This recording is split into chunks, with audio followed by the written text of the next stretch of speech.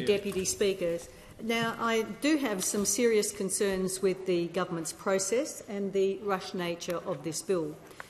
But I want to talk about some of the dreadful harms that I know children have been and are being exposed to online through social media. And I do believe that the online platforms could have and should have been doing much more over the years to help keep our children and young people safe online. I believe they've always had the capacity to do so, but have chosen not to do so. Now, early in my time as an MP, I was a member of the Communications Committee, which did a report into cyber safety and young people. I realised from that survey just what they were dealing with online and how much risk they were exposed to.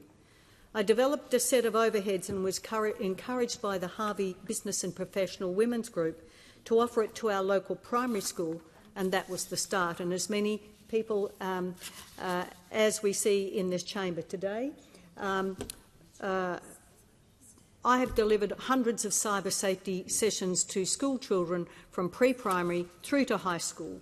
And in this time, in all these years, 14 or so years, I have seen a serious decline in the mental health and well-being of our young people. And I've provided parent sessions for those parents who were interested along the way. Now, this was all aimed at helping children to stay safe online and to know where to go to get help, and mostly through encouraging families to get involved from the day the first device is given to their child. A number of schools in my electorate have asked me to come in each year, or when there was a particular problem in their schools caused by online behaviour or the constantly evolving risks with certain games, apps and sites. I want to thank the schools and the parents who've come along to these sessions, and over the years a number of teachers who've quietly said that you have saved lives today. Principals and teachers will welcome the age restriction.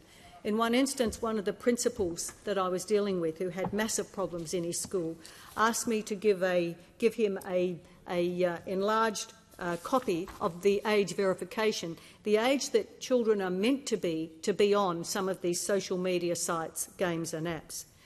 And he held it up at a school assembly and said to the parents, if your children have any issues in relation to any of these, this is the age they're meant to be online, and this is something for you to deal with.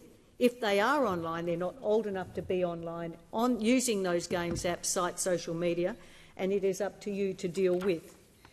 I hope that this legislation may help people say no, parents say no. When you look at the top 5 social media services being used, for kids, it's 80% YouTube. This is from the E-Safety Commissioner some time ago. 86% of teens. Facebook, 26% of kids, 75% of teens. Snapchat, 26% of kids, 67% of teens. Instagram, 24% kids and 70% of teens. Now, when I've been talking to the parents and the children, there are some things that this legislation certainly will deal with.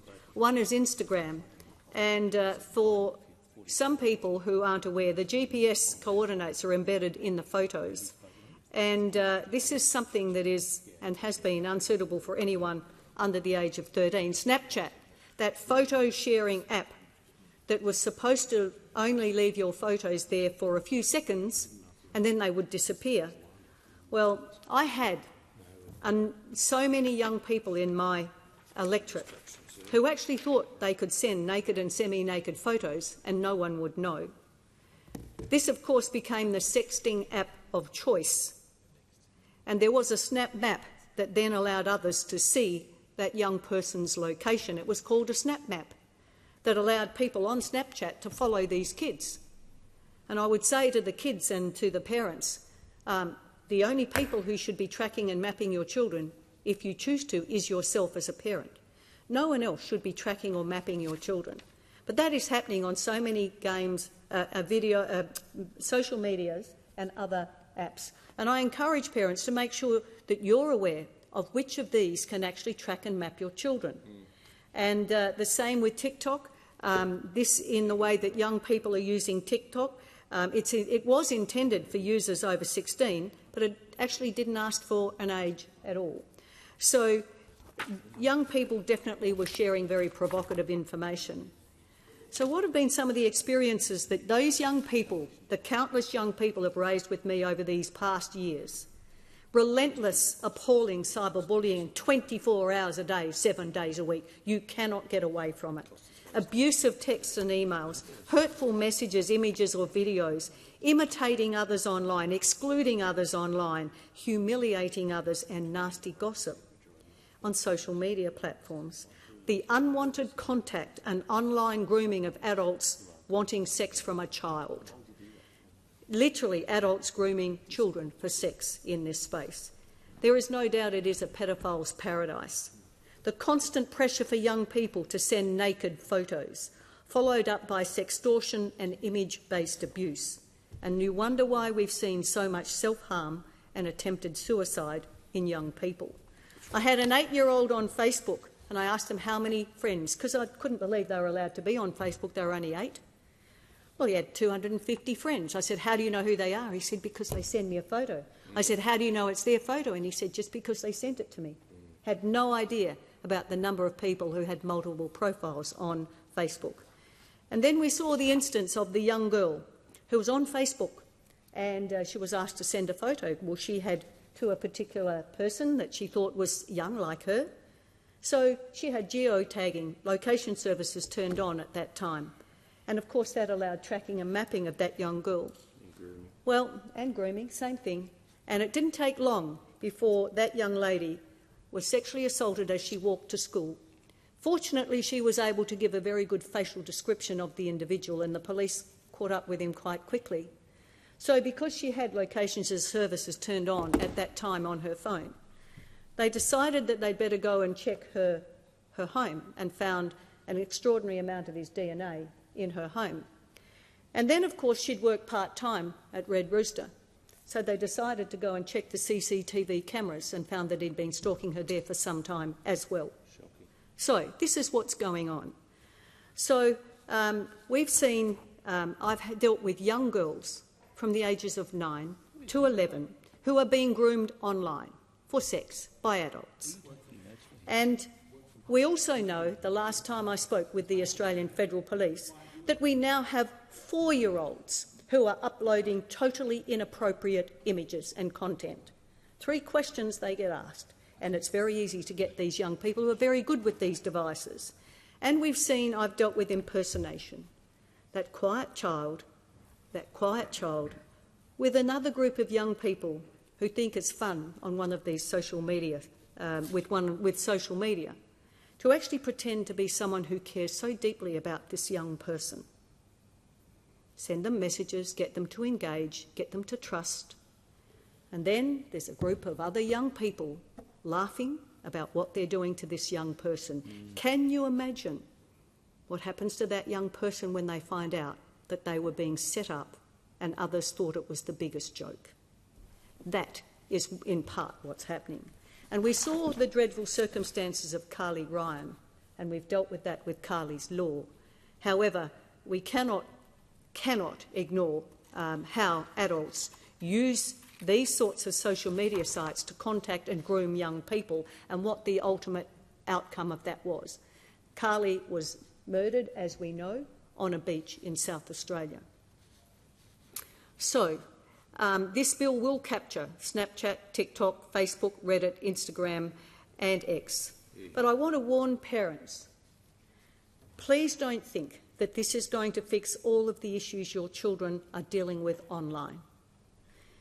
You know, I've had a group of young people in my electorate who came to me about 18 months ago. They were dreadfully worried in their school. They were 16, 17-year-old kids, young people, and they were dreadfully worried about 9-year-olds they were aware of in their school who were live streaming male sex acts. And if you think these young people don't have access to pornography, think again. So I hope that this particular legislation will actually give parents more encouragement to say no, but to get involved.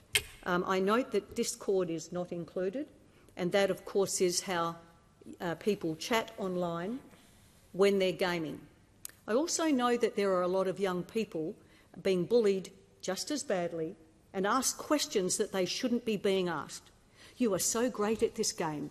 You must be at least 15. This is a combat game. You must be a boy because you're so good at it. And when we're in the zone and we're playing this game and we're talking, that we answer those questions. No, I'm 9 and I'm a girl. 2 questions, got what they wanted. Yep. So I know that the school principals that I deal with, so many of them who are spending so much of their time in their school dealing with these issues that arise overnight from what's going on social media.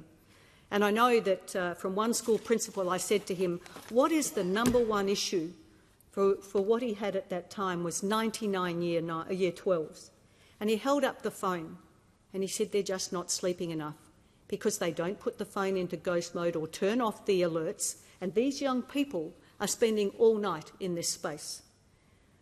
So I've said to some parents, and I know there are some schools looking at whether they provide phones for their children that allow perhaps 2 things. One, messaging, so that young people can still stay in touch with each other and with the people that matter. And the second capacity of that phone is to make phone calls to whomever they need, whenever they need it. So can I ask each parent, please get involved with what your children are doing from the time you give that very first device that is connected to the internet. Young people need to develop their critical thinking and their digital literacy. And in spite of these laws, parents will need to know what their children are doing online. And some years ago, after I'd been into a school, I was talking to, actually at that time, they were around 15 years of age. And I talked about what they were facing, what the risks were with all the different games, apps, sites, social media that I do. Anyway, I went to my local supermarket, perhaps 2 months later, and there was a young girl on the checkout. She was one of the young girls who was actually in one of those sessions. And she said, hey, Nola, that was, I enjoyed the session we did with you. And I said, because I often ask these young people, has it helped you? The last question I ask is, has anything that I've given you today helped you to be safe online? Will it help you with what you're doing and dealing with? And just about all the hands go up, which is fabulous. But I ask 3 questions to these. I do a silent survey, and I ask them, how many of you have been badly bullied online in a way that's affected your life? And every class, the hands go up. Not all of them, but some of them. A second question, how many of you can and do talk to mum and dad about what's going on online? Some hands go up. Third question, how many of you have ever been to meet someone in person, somewhere away from your home, that you've only first met online? In all these years, perhaps on one hand, less than one hand, the number of classes where children from very young age through to the end of high school, where there hasn't been a class where the children, some of the children in each of those classes has put their hand up to say yes. So if I had any incentive to do what I've done, over these years, these hundreds of cyber safety presentations, in part it was that, to stop these young people from being at risk in this way. There is no question they're at risk. And that young girl in the supermarket who said to me, you know, me and my friends decided after you spoke that we would get off social media and we would just talk to each other. I said, gee, that's not something at the time that I said to do. I said, how's that work for you? She said, well, we can't wait to get to school to talk to each other because we're not on social media. We're not putting up with what's going on in our lives that's causing everybody to carry on like they are. We get to talk to each other and we have a great time together. So we want our young people to be safe and to be able to enjoy their lives the best way they can. Deputy Speaker, Mr Speaker, I'm so sorry, but with the experience that I have had, I've worked hard to help these young people stay safe. That's what this is about. Well done.